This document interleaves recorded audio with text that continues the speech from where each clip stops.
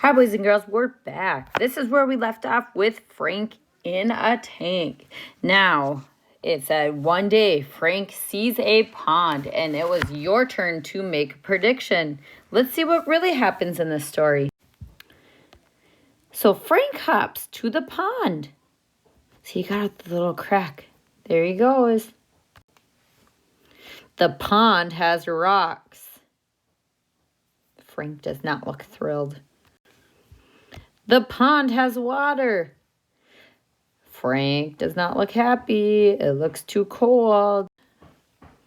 Frank hops back to his tank. Boys and girls, is that what you thought was going to happen? I can't wait to see what your predictions were. So on the last page of the story, it says, what happened in the story? It says, you retell.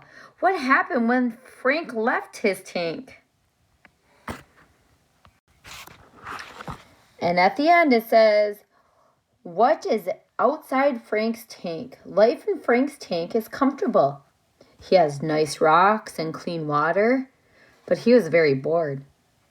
What will he find outside if he leaves his tank? So that was making a prediction. Have fun, boys and girls. Thank you.